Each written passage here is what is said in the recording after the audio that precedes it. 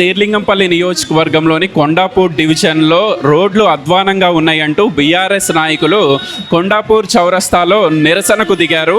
భారీ గుంతల్లో గులాబీ పూలను చల్లుతూ అల్లావుద్దీన్ పటేల్ ఆధ్వర్యంలో బీఆర్ఎస్ శ్రేణులు రోడ్డుపై బైఠాయించి ట్రాఫిక్ ఇబ్బంది లేకుండా నిరసన కార్యక్రమాన్ని కొనసాగిస్తూ ఉన్నారు. అల్లావుద్దీన్ గారు, కొండాపూర్ చౌరస్తాలో నడి రోడ్డు మీద కూర్చొని మీరు నిరసన వ్యక్తం చేస్తూ ఉన్నారు. ఏంటి ప్రధాన కారణం? గత వారం నుంచి ఇక్కడ ఈ రోడ్ల దుస్థితి మీరు చూస్తే చాలా ఆశ్చర్యంగా ఉంది. ఇక్కడ లక్షలాది మంది ఇక్కడ డైలీ ప్రయాణిస్తారు. వాళ్ళు ఆర్థికంగా, శారీరకంగా ఎంతో నష్టపోతున్నారు. ఇంత పెద్ద పెద్ద గుంతలు ఉన్నాయి. ఇంకోటి హైటెక్ సిటీ పక్కనే కొండాపూర్ అంటే దేశంలోనే ఒక ఐటీ హబ్.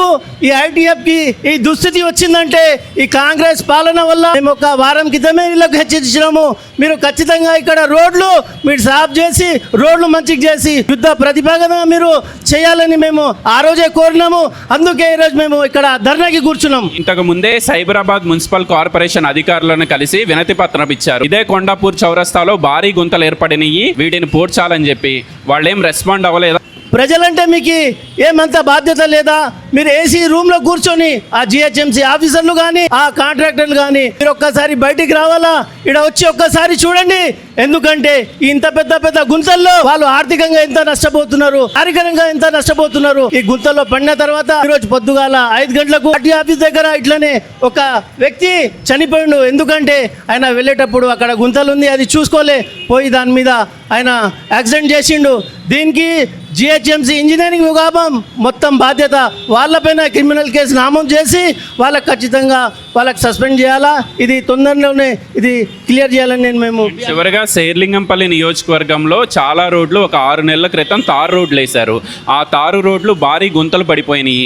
కాంట్రాక్టర్ల నిర్లక్ష్యం అనుకోవచ్చు. నేను ఒకటే మాట చెప్తున్నా మీకు, మీరు అగర్సే నాణ్యమైన మెటీరియల్ వాడితే ఖచ్చితంగా ఇది సంవత్సరాలు ఉండే రోడ్డు ఎందుకు ఇంత తొందరలోనే ఇది తేలిపోతుంది. కరప్షన్ పని నడుస్తుంది, కొనడం దొబ్బడం ఇంతే తప్ప ప్రజలకు మేలు చేసేది ఏం లేదు. ఈ ప్రజల సొమ్మును వీళ్ళు దోచుకుంటున్నారు. ఇక్కడ కొండాపూర్ డివిజన్ ఐటీ హబ్లో ఎంతో లక్షల ట్యాక్స్ కట్టిన తర్వాత వీళ్ళకు సౌకర్యం దొరకకుంటే, వీళ్ళకు సౌకర్యం ఇవ్వకుంటే మరి ఇది ఏం ప్రభుత్వం?